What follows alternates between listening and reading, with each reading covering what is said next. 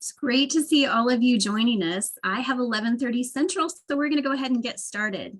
First, a few logistics. So we are recording, and yes, we will make the recording available and these materials available to those who signed up after the webinar, and perhaps more broadly than that. We'd ask that you stay on mute throughout the webinar and put questions in chat. We'll have a Q&A at the end, and with the size of attendance, we'd like to take questions from chat so we can get through as many as possible. Now I'm going to turn it over to Amanda Applegate, and Amanda is chair-elect of Immunize Kansas Coalition. She's one of our board members, and she's the director of practice development for the Kansas Pharmacists Association. Amanda? Connie, thank you so much, and welcome providers and other immunization champions. I'm so excited to see so many people on. We're really thankful to have you here today. If you haven't heard Heather and Lydia speak before, you're really in for a treat today. They've changed some of how I, as a provider, think about and approach vaccine hesitancy. So before we get started, I want to tell you a little bit about Immunize Kansas Coalition. We are working together to protect all Kansans from vaccine preventable diseases. Paige has really helpfully put a link in the chat to access information about the Immunize Kansas Coalition. And I hope you hop over there and check out all of the amazing resources that we have available on our website. We are a coalition of healthcare providers, advocates for children, educators, and family members. Many of our members have been personally affected by vaccine preventable diseases or have cared for those that have. And we now volunteer our time to help educate and advocate. So today, I'm delighted to introduce you to two of the bravest people that I know. Lydia Green, excuse me, is a married mother of 3 little ones who used to not vaccinate her children. Lydia is now an advocate for vaccines and a current nursing student working to counter vaccine hesitancy on the front lines. We also have with us Heather Simpson, a former anti-vaccine influencer who is popular on social media for dressing as the measles for Halloween, which was the least scary thing she could do at the time. Now, Heather shares her story of how the goal of protecting her daughter changed her outlook on vaccination. So together, these super moms run Back to the Vax and have a mission to share their stories with anyone who will listen. Again, I'm so thrilled that so many of you are listening today. I hope you are able to take away some of what I have learned from both of these moms, and again, change the way that you are updating and chatting with your patients about these too. So we'll be talking a little bit about our vaccine Fears Overturned by Facts. I'm really happy to have this booklet in my hands today. Connie's going to tell you a little bit more about how you can access this information after the fact. But for right now, I am just delighted to turn this over to Heather to get us started today. Okay, great. And before Heather, there's a little bit of in the chat. Can you just do a thumbs up, either in person or thumbs up emoji? Just do a sound check. Is everyone hearing everything okay? Okay, I think most of us are. So yeah, if you're having any problems, we can do some individual troubleshooting. Heather, welcome. Hey, thanks for having me. I always love getting to work with you guys. So yes, as she said, my name is Heather Simpson. I dress as the measles because that was the least scary thing I could think to dress as for Halloween. I describe myself as the worst anti-vaxxer to ever have lived. Not something I'm proud of, but if I can change, then I feel like that should give you hope that people can change. This is my daughter, Charlotte. She is 5 years old. She's a little sass attack. I don't know, who is moving the slides? I am, so you can just let me know.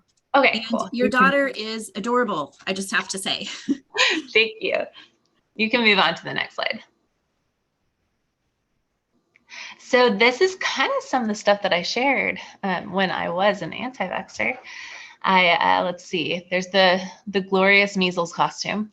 Let's see, polio was not eradicated by vaccines. It was eradicated because it was renamed to something else. I loved that. I just thought I was a genius for posting that. 1,082,535 cases of measles in 2014. This is an epidemic which needs to be addressed. Oh wait, did I say measles? I meant autism. That's one of those like really cringe things that I posted that I know I hurt so many people. And then I'm not vaccine hesitant. I'm quite certain I don't want them. That's the kind of stuff I posted, and it went viral a lot of the time. I would post something and it would get shared, and people would not question whether or not it was true. And almost all of it was probably false. I never fact checked it, but that's how the internet works. I would post something about vaccines and it would go crazy. You can move on to the next slide. So my story is that while I appeared to be this confident anti-vaxxer online, I was actually terrified. I really thought that if I vaccinated my daughter, it would kill her. I was equally terrified of, sorry, my cat. I was equally terrified of tetanus as I was of the tetanus shot. I was just living in this terrifying middle ground of there's no winning. I pushed myself into this world of anti-vaxxers because they offered me hope. They were basically saying, you know what? No, you don't need to vaccinate. You will be okay. And if you don't vaccinate, your child will never get cancer. She'll never get sick. Like, you could keep her in this bubble. And I was welcomed into that world, and that felt safe because I was so scared that I would lose my daughter if I vaccinated, and if I didn't vaccinate. It was just like, it was a terrifying place to be. What kind of led me to stop trusting doctors at all was there was a little sock. I don't know if you've heard of it. It's called the Owlet, and it's sold over counters, and you put it on her foot, on a newborn's foot, and it monitors their oxygen and heart rate levels. It goes off on your phone if it drops too low. So I'm a new mom. Of course, I bought that. Within a week of her being home, it went off at like 70% oxygen. I completely freaked out. I took her to the ER. They were like, well, you know, she broke her collarbone when you gave birth. Maybe she's gasping for air and it's causing her O2 to desat, and maybe that's what's going on. Let's give her Tylenol and see if it helps. Well, it didn't help. Basically, they sent me home. They said, hey, try not to have anxiety. Just wake up every few hours and see if she's purple. Okay, so I just became so persistent. I would watch her, and she would do what's called like periodic breathing. I know y'all know what that is, but it wouldn't stop for hours and hours and hours and hours and hours. No pause between the periodic breathing. And I would go to doctor after doctor, and they were like, sweetheart, you just have anxiety. Stop using the Owlet. Let her sleep. Check on her every few hours. See if she's purple. She's fine. I finally got someone to listen to me and refer me to a sleep doctor. We drove 6 hours to the sleep doctor, and even she was like, honey, sweetheart, you just have anxiety. She doesn't need a sleep study. Right at that moment, Charlotte fell asleep in my arms and started doing the weird periodic breathing. So the sleep doctor was like, okay, I will grant you this sleep study just for your own anxiety because I need you to stop. So I was like, whatever, let's do it. Let's do it. We did the sleep study that night, and I believe 44 events per hour is severe apnea. She clocked in at 144 events per hour. So they transferred her to ICU where they thought she was going to die. And that was the moment where I was like, I don't trust doctors ever. And that kind of spiraled, for me, that was what spiraled out of control. But what really kind of, what's the saying, nailed the coffin shut is when I went to her follow-up with the sleep doctor. There was a sleep doctor student there, and she was asking about the Owlet, the sock monitor, and she said, the sock monitor you talk about, that's not FDA approved. And I said, yeah, so? And she said, well, you shouldn't have used it. And I said, it saved her life. And she said, while I recognize that she would likely be dead without it, we only adhere to the FDA, and that is something that would have just had to have happened. And I was like, well, I hate the FDA now. So it just kind of spiraled out of control. And I want to say I wasn't I didn't become an anti-vaxxer overnight. I was just kind of, it was a process. It was a process. I'm going to go ahead and skip over. You can go ahead and skip to the next slide.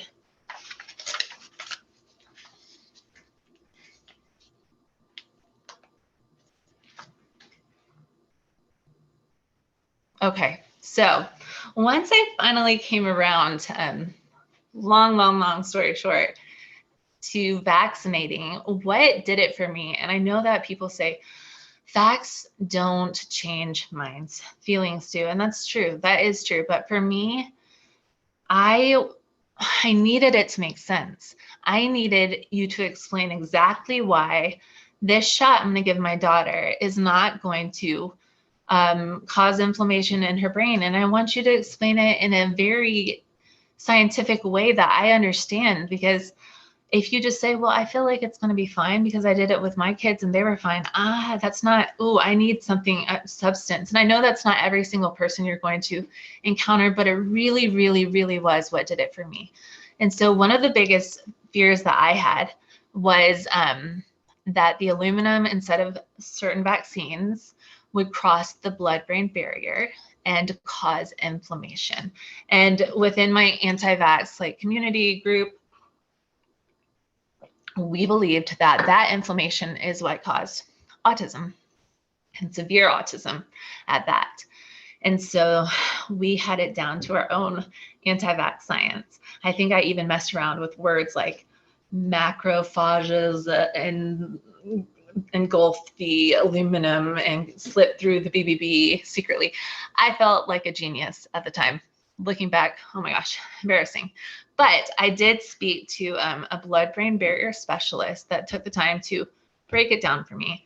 And it was like such a wave of relief to know that I was wrong. Because you have to understand, as an anti-vaxxer, I knew I was weird. I wanted to be a part of the community. Like I wanted vaccines to be safe. I wanted to be normal. I wanted to do normal things. I wanted to just be able to trust the system and breathe and let someone smarter than me handle my child's health and just relax a bit, but I felt like I couldn't. So what he told me, a lot of anti-vaxxers cite studies that refer to environmental aluminum and not vaccine aluminum. So they will say, well, this study shows that there's aluminum in these brains. And I can't remember the specific one. I know it wasn't Wakefield, but they found aluminum in brains and they were like, that is from vaccines. Well, it's not from vaccines. If you look at the actual method section, all that stuff, it is from environmental aluminum and not vaccines.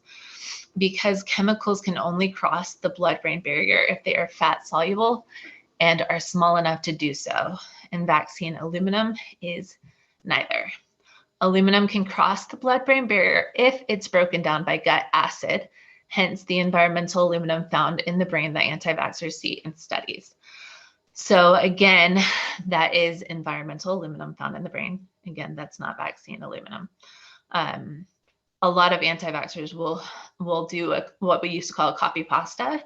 They will copy and paste massive amounts of studies, PubMed, blah, blah, blah, blah, blah, and never actually read what it is saying. So when you really read what it's saying, it's talking about environmental aluminum.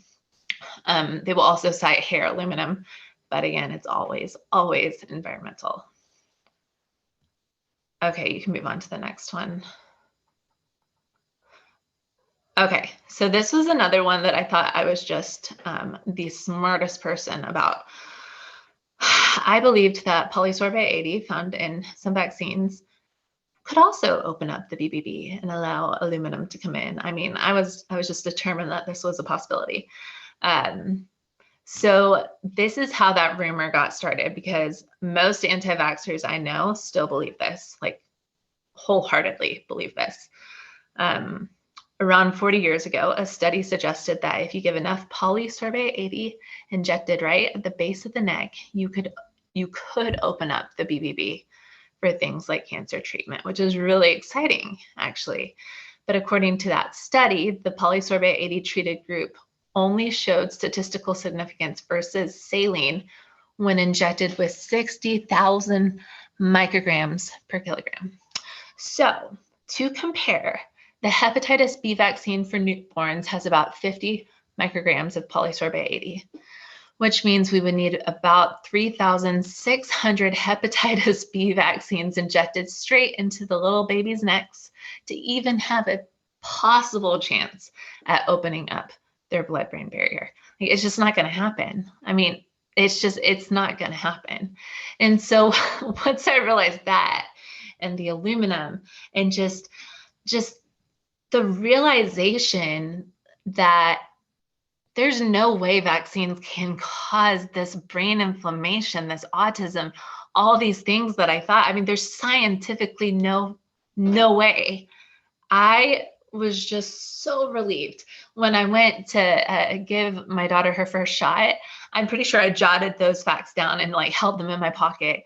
And just, I mean, it was just the thing that got me through, because you can feel the fear and know the facts. And it is scary. It's always going to be scary taking my daughter for her shots, but knowing the facts is just so comforting, because you can't argue those facts. I can't change the science of how polysorbate 80 works. But yeah, that was huge for me. You can change slides. Okay, the top do's and don'ts when engaging with vaccine hesitant parents. All right, so the first shot that I gave my daughter, Dr. Paul Offit, he's just so incredible. He let me call him on his cell phone and freak the freak out. I was losing my mind, and it was just the polio shot, nothing big. I was losing it. I was having a panic attack in the middle of the street. I can see it now. And he was just listening and telling me, hey, I vaccinated my own kids, and I was nervous too. And they're fine. Like, every parent is nervous.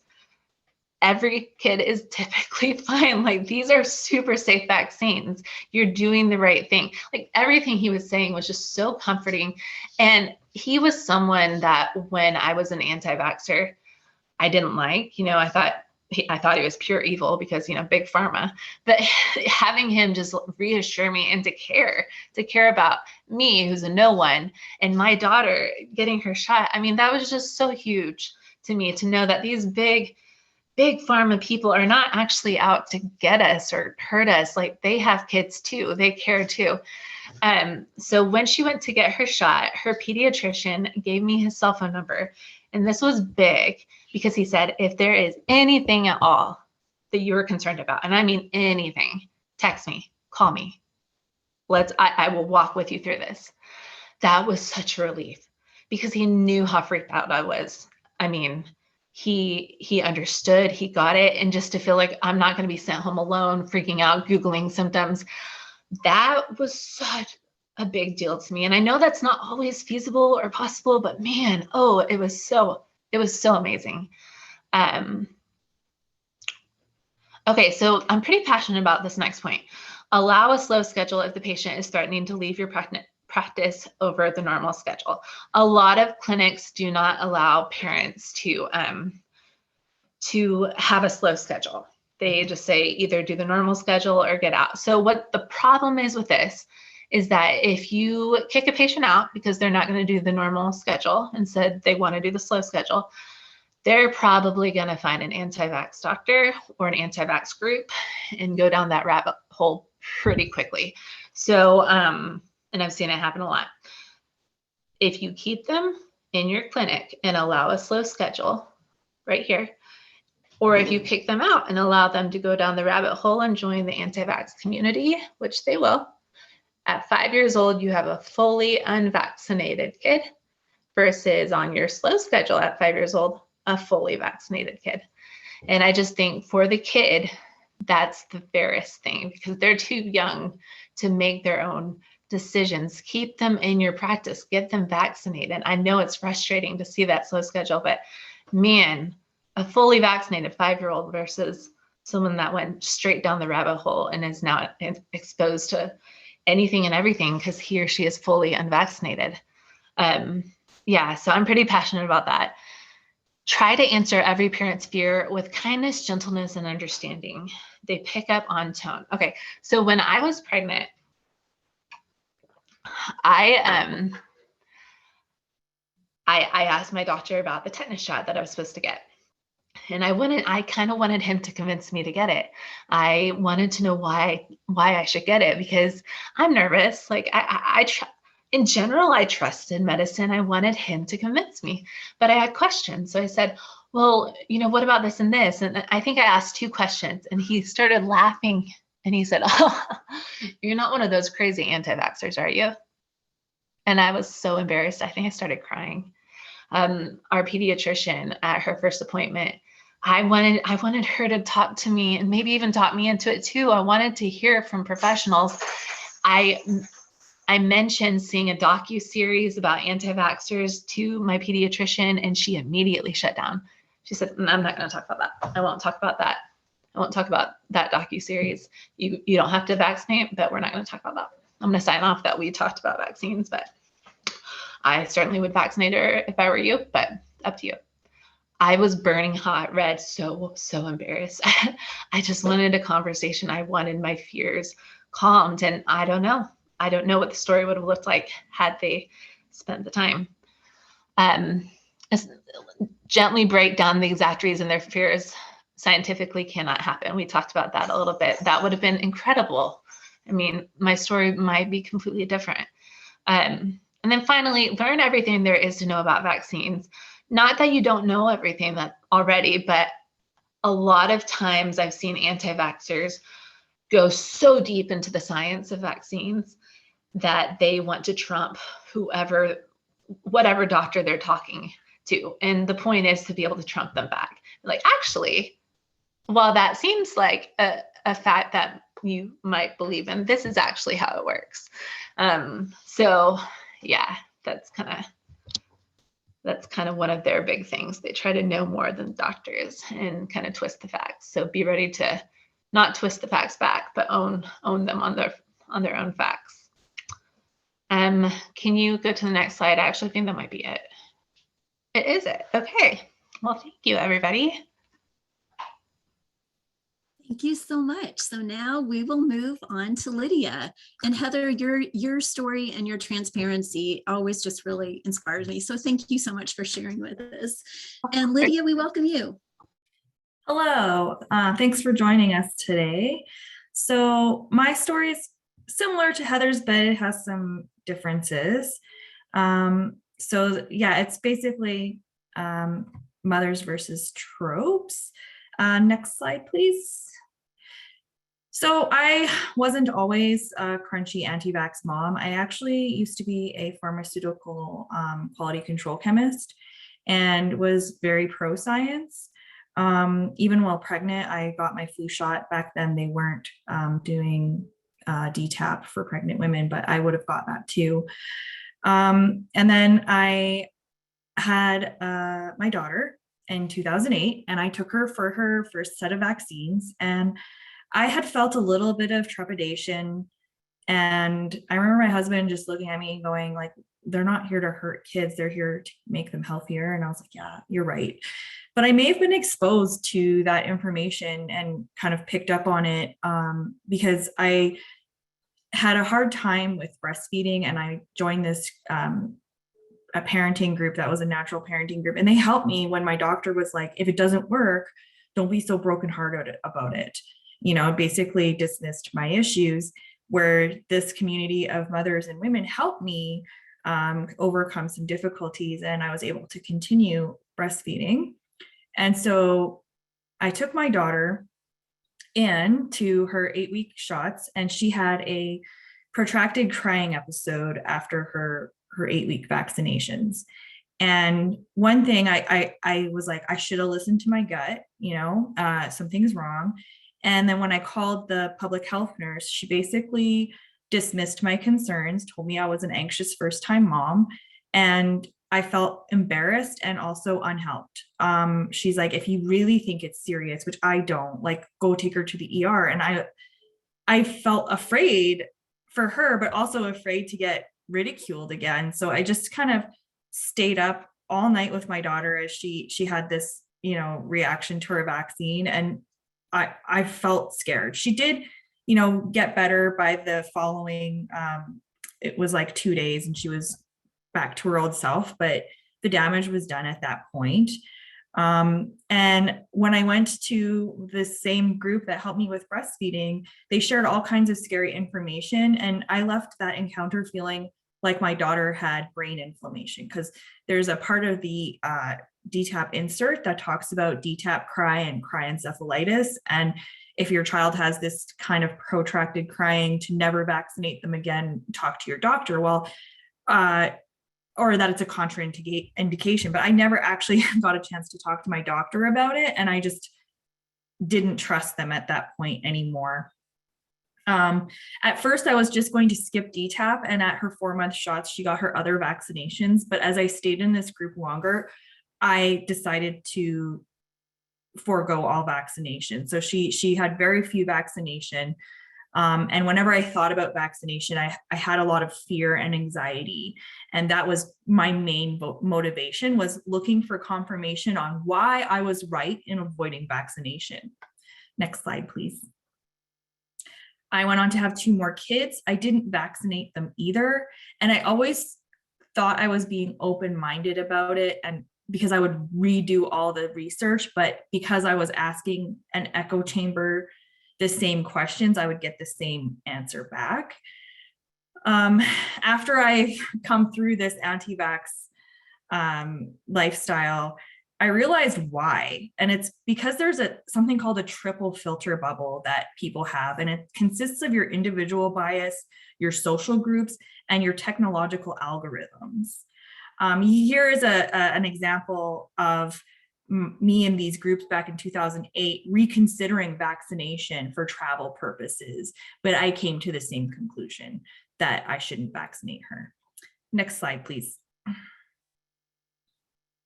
So my individual bias is that I have a chronic autoimmune disease. I felt pressured into a C-section and felt like I didn't get the full story to make that decision.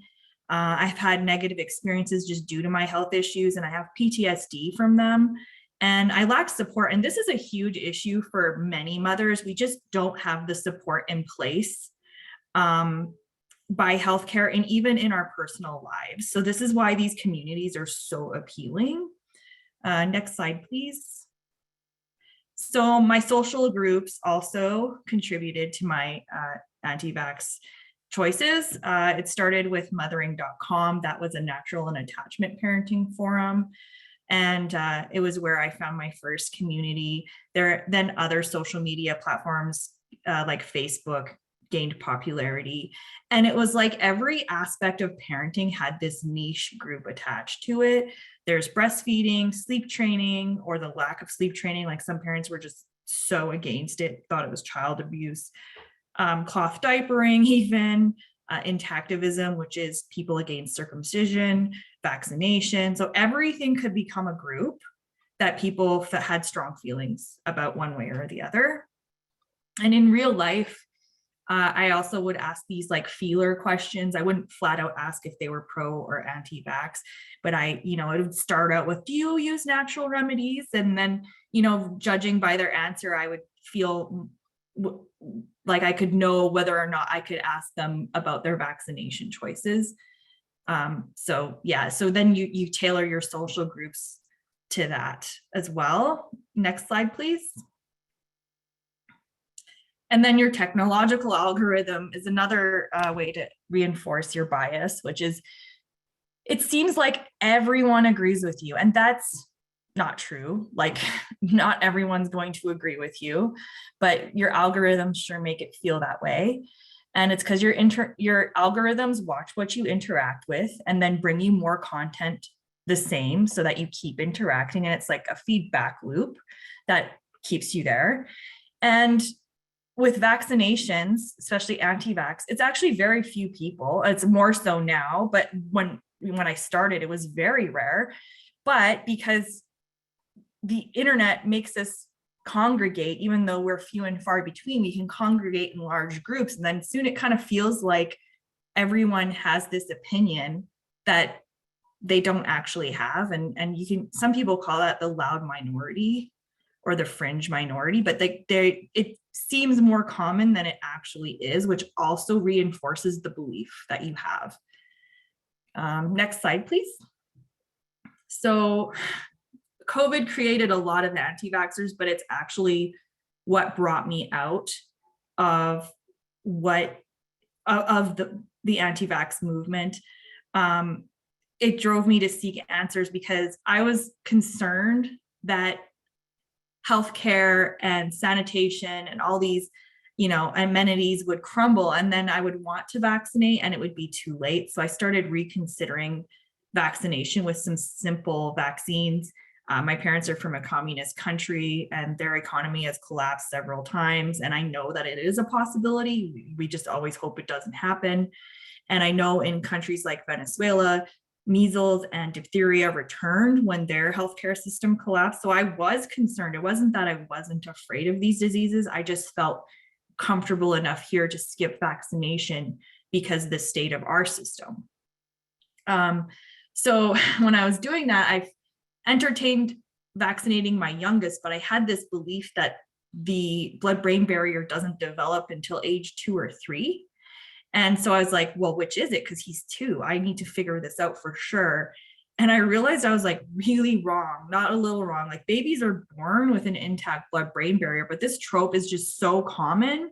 And after being in that movement for so long, I just believed it without actually looking into it.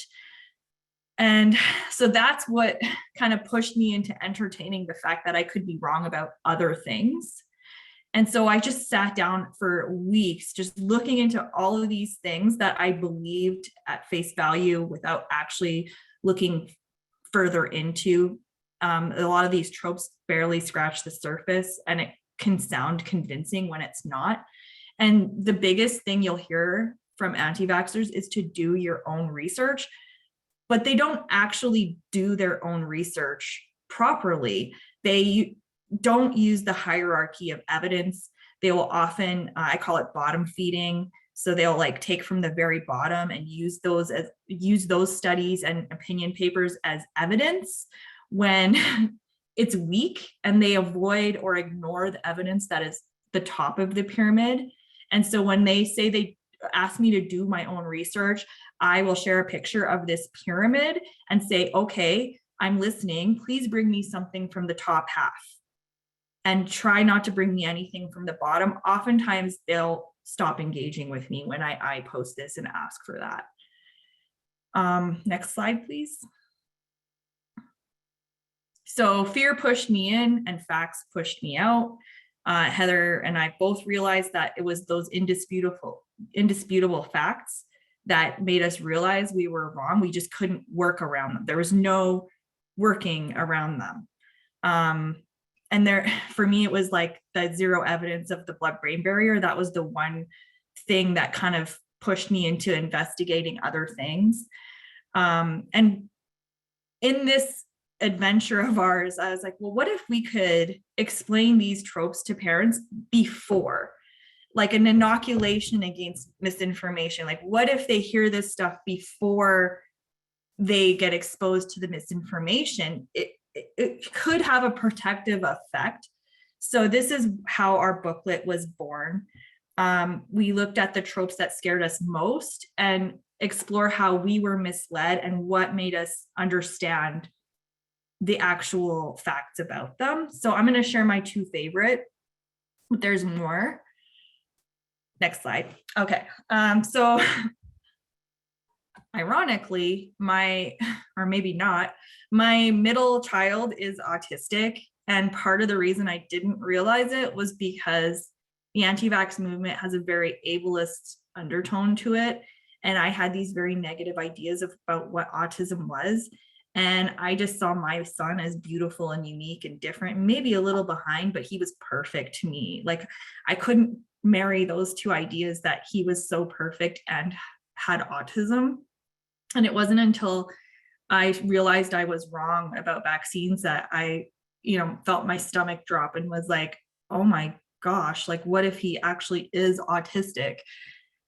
One of my favorite studies about this topic is that there's a study in Sweden where they look at 600,000 children, and a lot of anti-vaxxers will be like, well, they just looked at MMR. No, MMR was just one variable that they were looking at, but there was actually a group of completely unvaccinated children. I think it's about 4,000 completely unvaccinated children.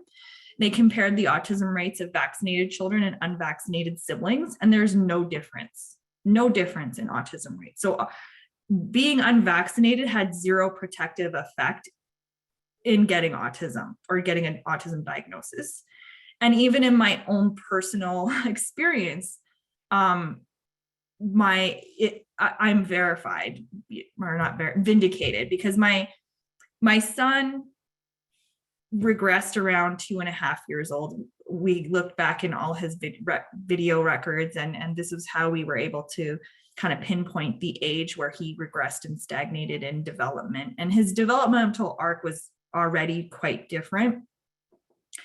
And his baby brother was vaccinated at the age of 2, and he did not regress because he was not born autistic. My middle son was born autistic. My youngest child was not. And so vaccines are not going to cause autism because he doesn't have autism. They don't cause autism. You can't prove a negative, but we have enough studies showing again and again that vaccines do not cause autism. So at some point we have to believe. And then the next trope is SIDS. So a lot of people, and there's a very common person online who really pushes the idea to new parents that vaccines caused her child SIDS, but correlation isn't causation. Babies get vaccinated many times. So eventually at some point SIDS will coincide, but the data doesn't show that, it's random.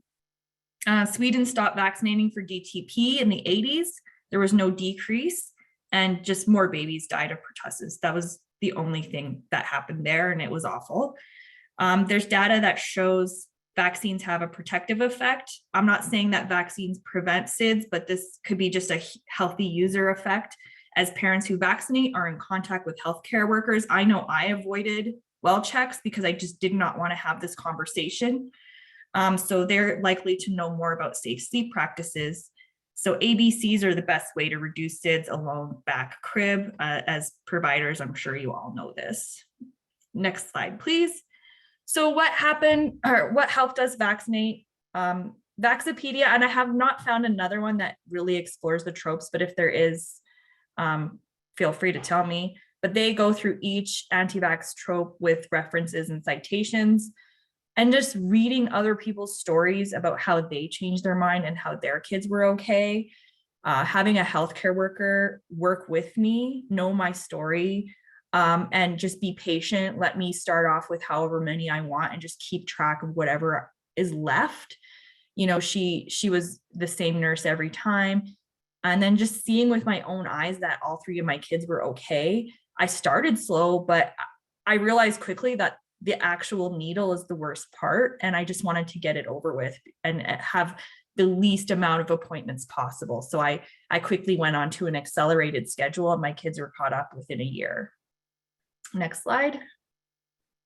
So healthcare providers, a lot of times they don't want to breathe life into the myth, and they'll cut you off. That's the worst thing you can do.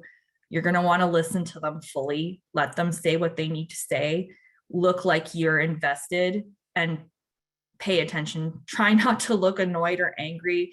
It will shut down the conversation and shut down the person. Ask them questions. Seem like you care of what they're reading. Like tell them, wow, I'm glad you trusted me enough to tell me this. That sounds awful. That's scary. And then look into it one fear at a time. As a Gish Gallop is an anti-vax defense mechanism. They'll try to throw as many tropes as you can and just say, look, let's explore one thing at a time. And then when we get through that, we'll talk about the next thing. Another thing I found amazing was when my daughter was put on a medication, my doctor literally told me to Google it. She's like, Google the side effects, come back to me. Because she knew I was going to do it anyway. And you should know that too. Everyone's going to Google it. So instead of pretending and making them too afraid to bring up what they Googled, tell them to bring it to you so that you can address it. Be patient, be available. Maybe you can't take phone calls, but have an email that people can just ask their questions of. Maybe let them do just one vaccine. Can they call you if they're scared? Those first few vaccines are the most anxiety riddled ones. I had to take an Ativan for my kid's very first appointment because I was so worried I was just going to slap the needle out of the hand before I could even enter my kid, even though I knew logically that it was okay. That fear can be very real and very motivating to avoid vaccination. So that's my advice on how to do better as a healthcare provider. Thank you for listening. Right. Thank you so much.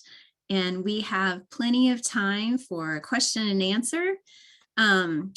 So I'm going to go back through the chat, and please put additional questions in the chat. And I'm going to spotlight Heather here as well. But while some of those questions are coming in, and while I'm looking back through the chat, I just want to start us out with one, because listening to you talk, I could really just feel your anxiety, and as a parent and grandparent, I know what it's like just to have fears for your kids and your grandkids about their health. How can providers help parents get over their anxiety? You shared some things. Do you have additional tips? What can providers do to help parents get over their fears and anxieties?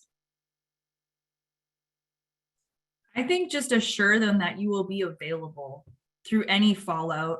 I found it very, like, my son had a rash for one of his vaccines. He had a rash on his legs, and they called me a few days later and asked how his rash was doing. The fact that they cared, and even like it was a common side effect, but it showed that they cared about side effects, also explaining side effects. I know we don't want to make it seem too much of a fearful thing, but just understanding that there are some common side effects and that they can come in or call or have any kind of concern answered right away, without feeling afraid to have that conversation.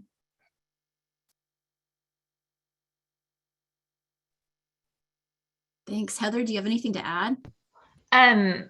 Pretty much the same. When Charlotte got her second tetanus shot, her leg, it swelled up pretty bad. It became very red, hot, firm, big, veiny.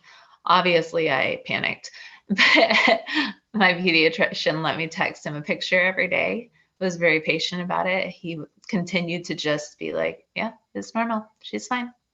And just his relaxed attitude about it, like, he's seen this before. This is fine. Her body's going to react. It helped so much. Honestly, just feeling like you're not in it alone. Like, they really do care about your kid as much as you do. That helps so much. Oh, thank you. Thank you so much. So just a slight variation on that question. So what if I'm a provider and I'm like, yeah, some of these things are great, but I have so many things I have to do and I'm required to do, and I have really limited time. What can they do to help decrease anxiety if they have just no more minutes in their day?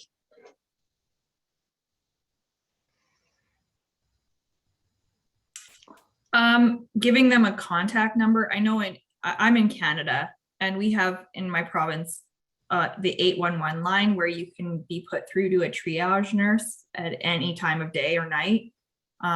Just informing parents, like, if they don't have time, like, who they could talk to kind of get through that. If that's for post-vaccination.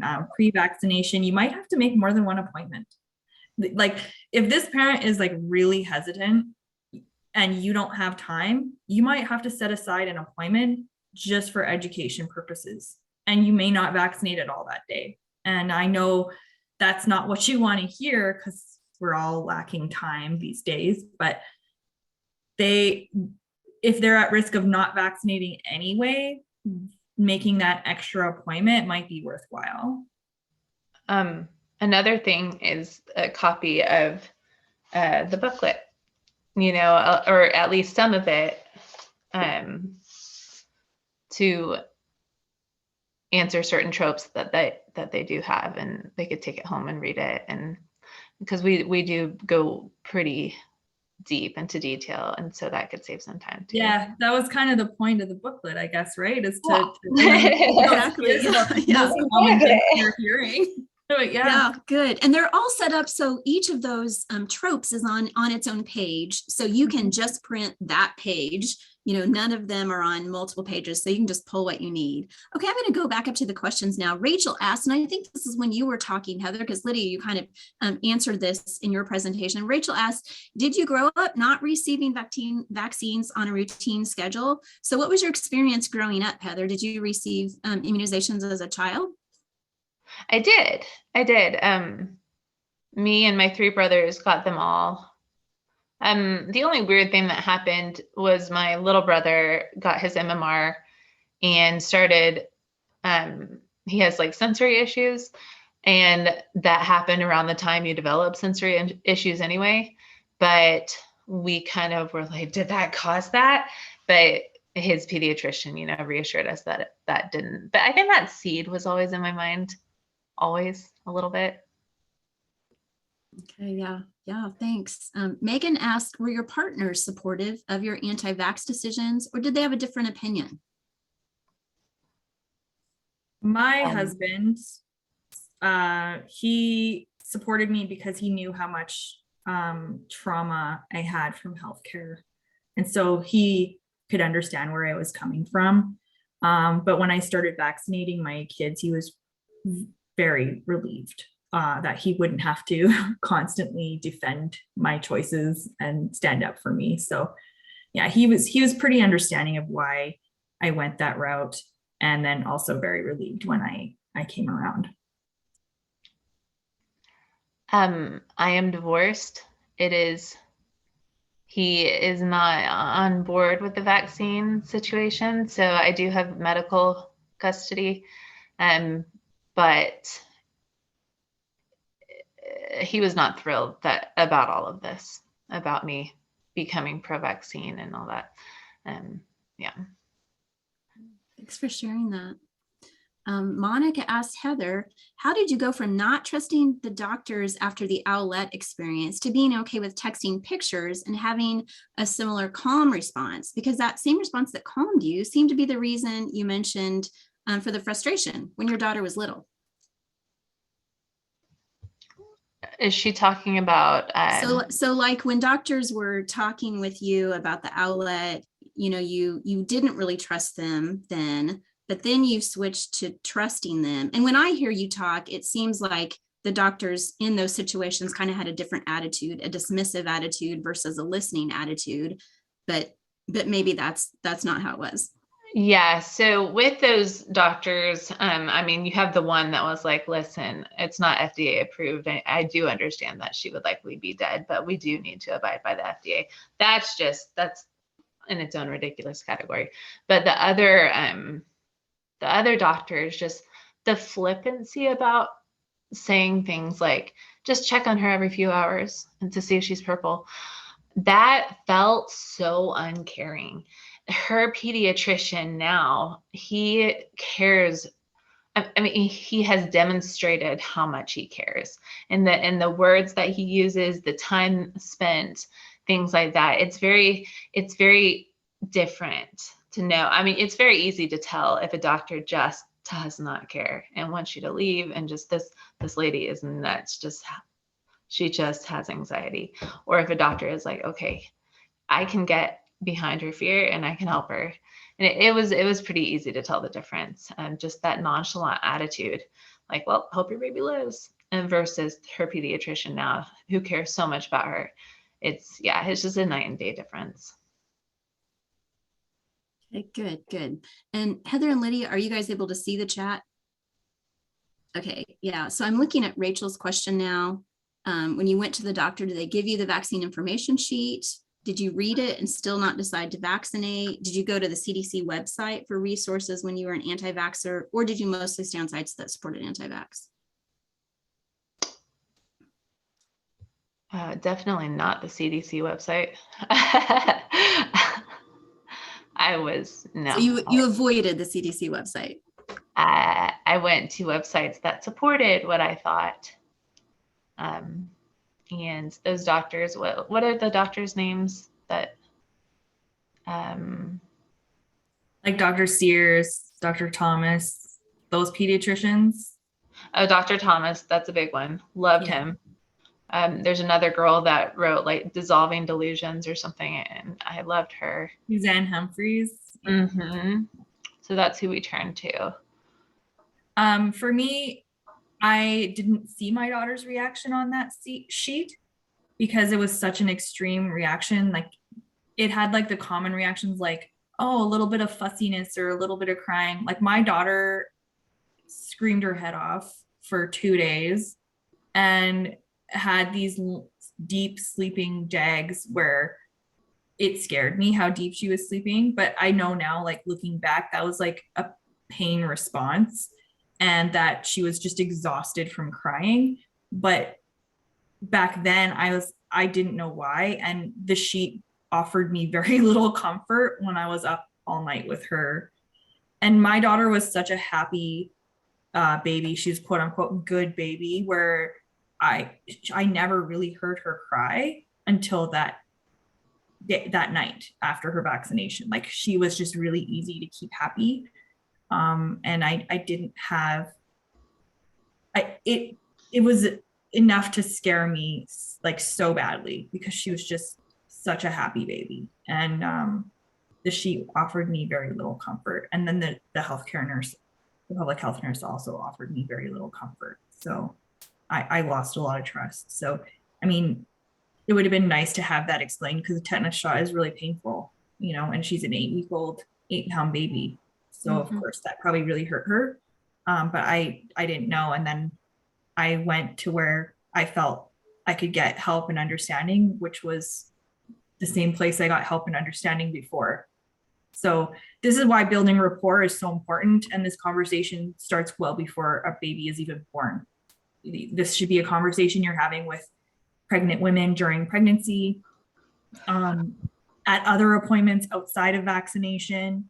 Ask them how they feel about it. Ask them if there's anything they need cleared up, because the day of that appointment, you're right, you don't have enough time. So it's something, rapport is something that needs to be built with patients, because that's how you get them to trust you when you say that it's not a big deal, or when you say that vaccines are the best thing to prevent disease and that the risks are, you know, way smaller than the numerous benefits. Yeah, so that's what happened with me with the sheet. The sheet didn't help me. I see Amanda's comment. Do you think there would have been any pro-vax educational handouts from state departments or the CDC that would have helped, or would the official logos have stopped you from reading more and trusting the document? The official logos would have stopped me. I would have thought it was just somebody somewhere typing something that somebody told them to type. That's why I really enjoyed reading books by people that did not work directly with the government agencies. Yeah, 100%. Those logos would have stopped me. I think there's a point in time where it's not too late. I mean, it's never too late, but there's a point in time where this information is better received. And it's before something like what happened to me happened, or what happened to Heather happened. You know, I think that's when we wrote this, that's our full focus, is to prevent this from happening in the first place, because the work you have to do to help someone change after something like this happens is way for, like, I went 12 years. It took me 12 years to come around. So had somebody in the moment help me, it maybe would have not worked out that way. So that's where we wanted to help, was to prevent that from happening in the first place. Ounce of prevention, right? How difficult, Megan says, how difficult was it to transition back into the pro-vax community? Oh my gosh. So I ended up in the ER the day that I don't know how else to say, came out as a pro-vaxxer. Not the right word choice, but I'm lacking the words, because the hate I got from the anti-vaxxers was so intense. I mean, they were detailing to me how exactly I was to kill myself, just really creative ideas. It was a nightmare. So I ended up in the ER on IV Ativan with a panic attack. But I was so welcomed into the pro-vax community after that didn't last long, because I mean, it's just such a kind and giving community, the scientific community, the medical community, like, and they were so worried. A lot of them were so worried about the hate that I got, that I would get messages from so many people just saying, hey, we're here for you. Like, we're so excited that you're joining our side. Like, we're here to support you. And that quickly just overcame all the hate. So it worked out really well.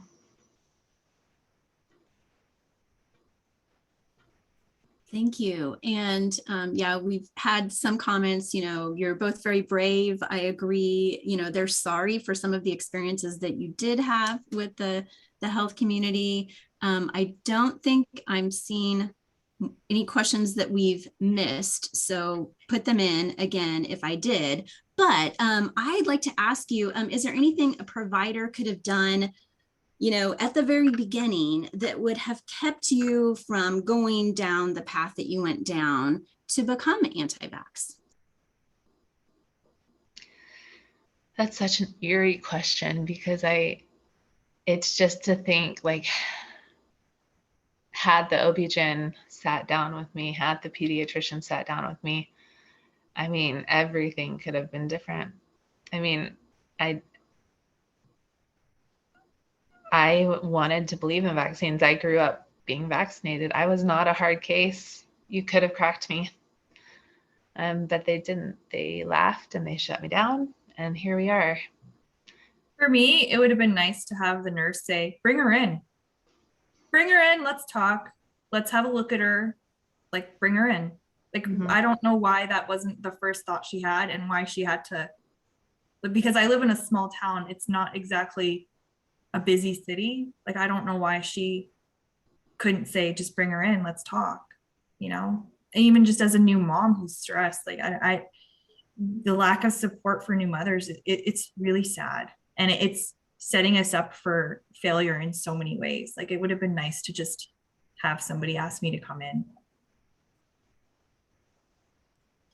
Heather, related to what both of you said, but I think one of the things that surprised some of us with IKC is when you first shared your story, you said something to the effect of, even when you were an anti-vaxxer, you were still like, you weren't confident that you were right. And I think that surprised us, because we look at those who are vaccine skeptical and some of them seem very confident. And we think, oh, there's no way that they'd want to talk or have a discussion. So could you speak with that for a couple minutes? And then I'm going to tell you all what's going to happen. So I see questions from Rhea and questions from Rachel. So what we're going to do after we give them just a couple minutes for formal closing remarks, we're going to tell you where you can find the booklet, and then we'll officially close the webinar, but we're going to stay on for about 10 or 15 more minutes if you want to talk that much more, just for some bonus content. So we'll see if they want to take any more questions. So we'll have some bonus content.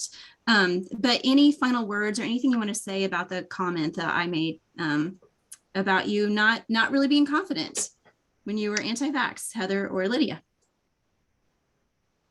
I think a lot of parents are not very confident, because in the back of their minds, your child could get measles and then be the one that gets, SSPE, or you have to pretend to be confident. But I fully believe that a lot of them are not 100% confident. And so when you approach them, the best way to kind of break down that wall is to go in assuming that even if they're putting on this air of confidence, assume they're not 100% confident, and then relate to that fear. I want to keep my kid alive too. Like, I love my kid too. Let's relate to each other on that. Ooh, like, I get anxiety too, but I truly believe most parents are not fully confident. Yeah, and because of that, and there's a wall, right? And so when you go take your kid, like, I took my daughter in for an ear infection, and the doctor asked me if she was vaccinated, and I said no. And he said, well, do you want her to die?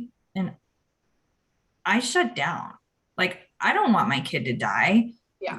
You've poked at a nerve for sure, but the way you've poked at it has put a wall up. It hasn't brought it down. course I don't want my daughter to die. She's got a fever and I'm bringing her in because I'm worried about her health. So obviously right there shows I don't want my daughter to die. But when you say it like that, then I am on the defense. And there was an opportunity there to kind of bring that wall down and invite me into a conversation. That was not the way to do it. And so this is why Heather and I do what we do, is because this conversation has to change. There is a tide coming of anti-vax parents, and it is going to get worse before it gets better. And we need to know how to have this conversation so we don't make it worse. And you're not going to reach everybody, but or maybe you'll plant a seed that sprouts later, even like maybe you don't reach them that day, but they go home and they think. You just never know. So it really does matter how you talk to people.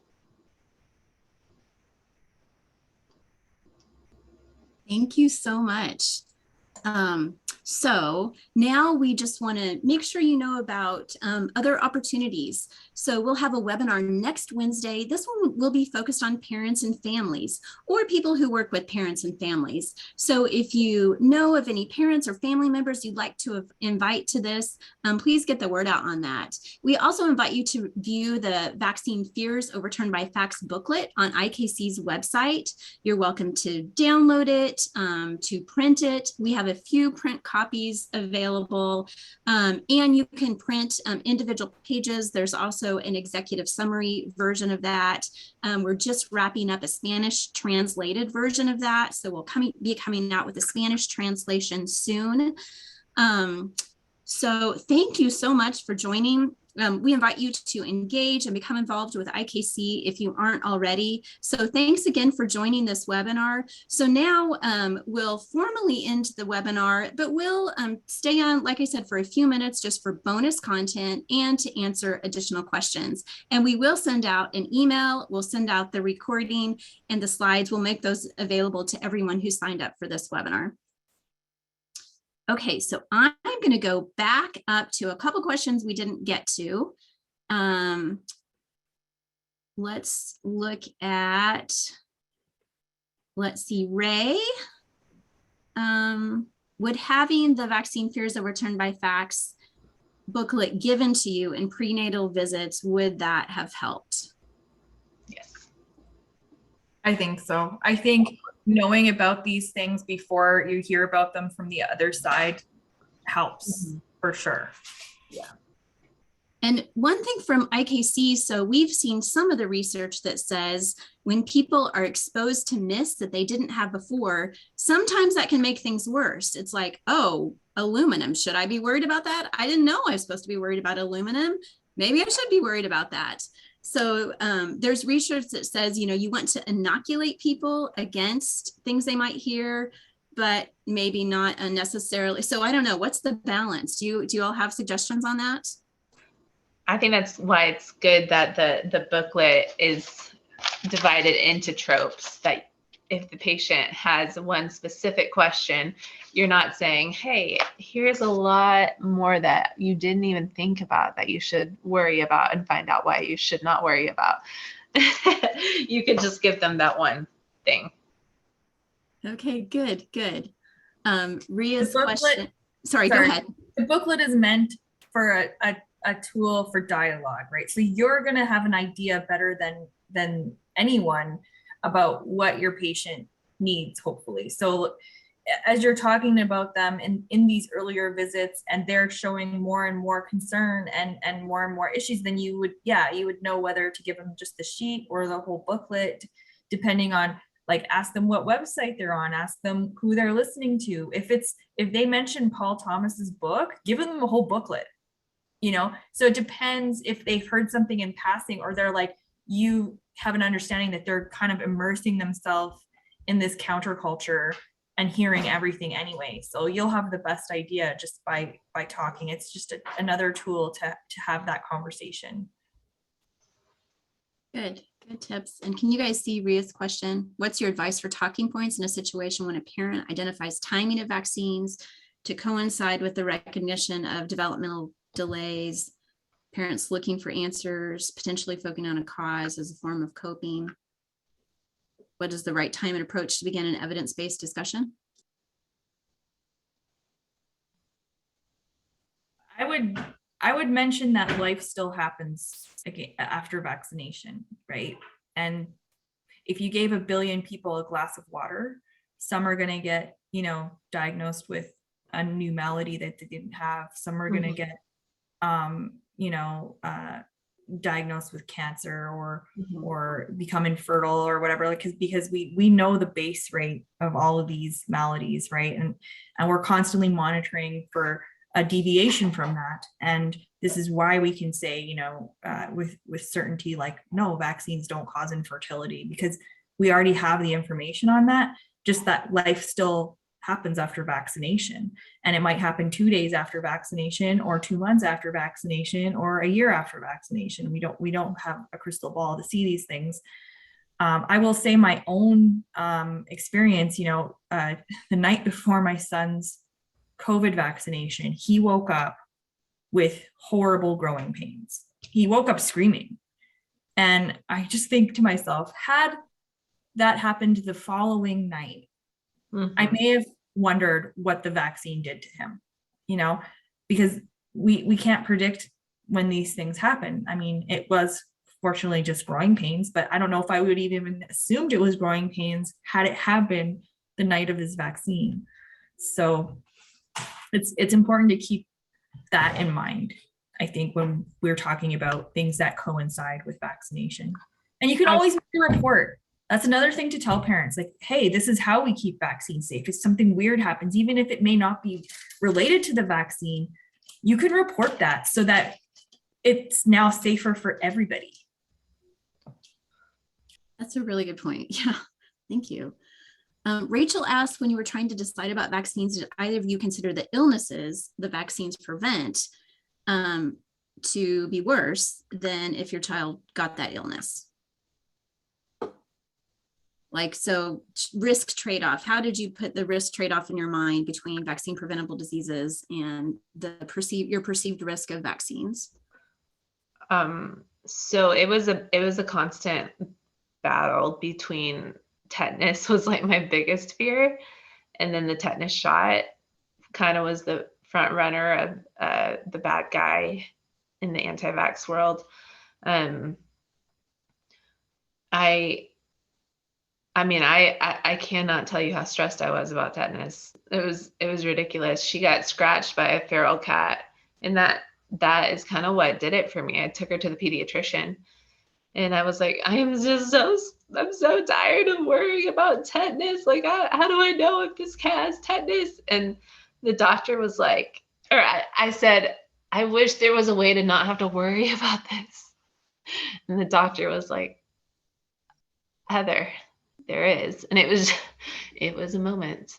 And it was a switch for me. Like, okay, yeah, I'm more scared of tetanus than the shot, as I should be. Yeah, thank you. And thanks for all the comments in the chat. I have a couple of other questions. I don't see any other questions that we've missed in the chat on the content, at least that weren't answered by our team. So repost them if I miss them. But Heather, you kind of alluded to this, but just wanted to get an official answer. Like, do you think providers should not take patients who aren't vaccinating, or should they kick out patients from their practices who aren't vaccinating? And what if they're concerned about health or risk of exposure to the other patients? What's your advice for providers? My thoughts about that are that even if the parent is being irresponsible, the child still needs to be taken care of.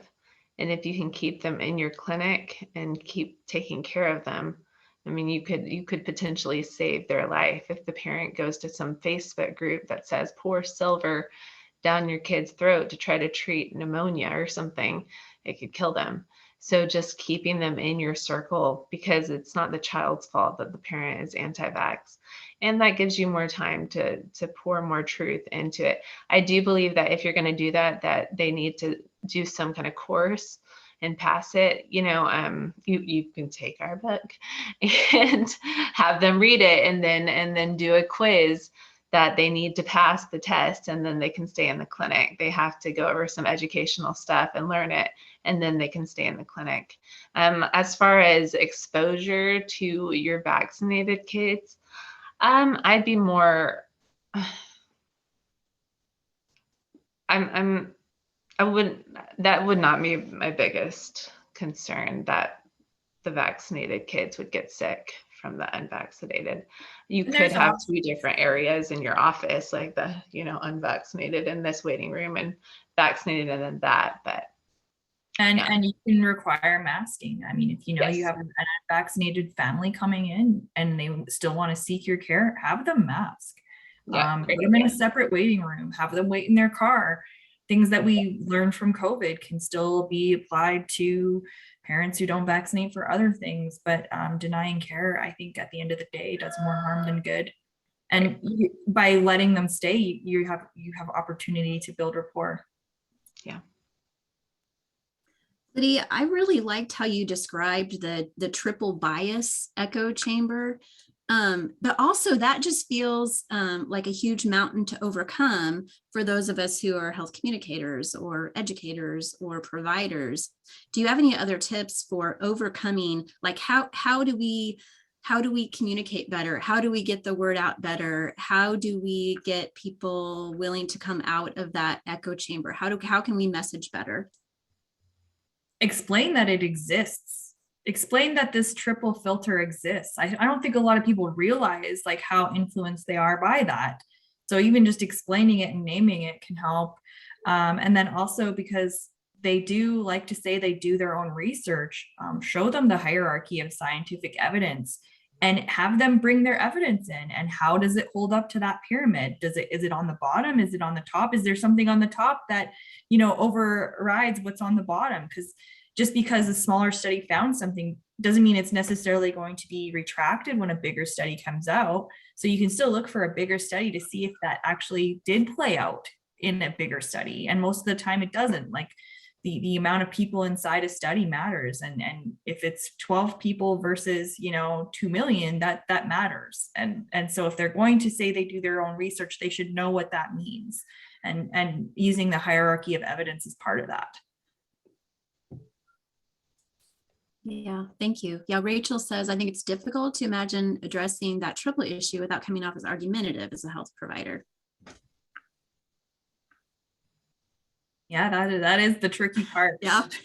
And it might take some more rapport. You might not want to save that for a first day conversation. It might be something after you've, built a bit of trust up that you're able to talk to. So it's reading a room. It's knowing when you can say these things that will be received better as opposed to when not to say them. And usually, if you're just getting to know them, maybe that's not the day that you bring that up.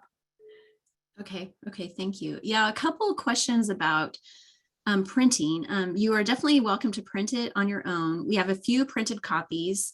I am curious, I have it on speaker view. I'm going to change it to gallery view. Of those left, can you give some sort of emoji reaction if you would be willing to purchase it? Our problem is just kind of budget, and we found that it costs about $25 to $27 if you're just printing one of them. If we print them in bulk, we can get it for about $10, but we have to have enough bulk print runs for that. So if they were available for about $10 a piece, is that something you'd be willing to purchase? And we'll try to give some away, but yeah, there's not a huge budget for that right now, maybe more. Okay, and it's definitely available online. Okay, maybe one final question, and then we'll wrap it up, and I'll check the chat to see if there's anything else. I have heard you allude to this, Heather, but I'm just curious. One of the things we hear a lot is like, oh, providers make money on vaccines. They're in the pocket of pharma companies. And we just want what's best for our kids. So do you have anything to say about the finances of providers or the anti-vax community? Is there money on that side too? There is a lot of money on the anti-vax side. Just certain bigger names in the anti-vax world One of them disclosed their income to me just from pushing an anti-vax docuseries. He made $40,000 in 1 week. So there is a lot of money to be had, especially a lot of the women sell things like supplements that detox vaccines. And they do it so in kind of a multi-level marketing type of thing. And a lot of them are making tens of thousands of dollars per month.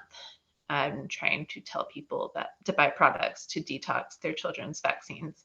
So there is a ton of money on the anti-vax side, as opposed to the pro-vax side. I mean, Yeah, regularly those of you, salaries. yeah, our providers on here, so you probably know whether or not you're getting rich off of getting vaccines.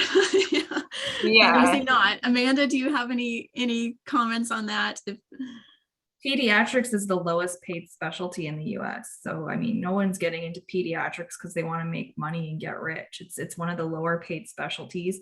I'd also point out, I mean, as a Canadian, a lot of people in the US seem to think that that's how the whole world works. But in Canada, like, it's a public healthcare system, and like the pharma influence isn't there on the same level as the US, and doctors are not getting paid. First of all, doctors don't do immunizations. It's all public health offices here that do them, and they're not getting a per shot, fee or anything like that. It's publicly run. There's no private healthcare doing any sort of vaccination here outside of a few travel clinics.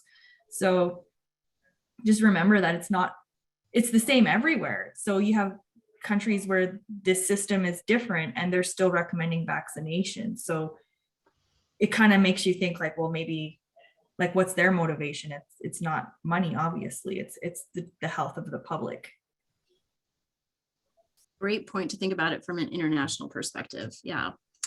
All right. Well, thank you so much. And thanks for those who stayed on for our bonus content. A very special thanks to Lydia and Heather for sharing their story.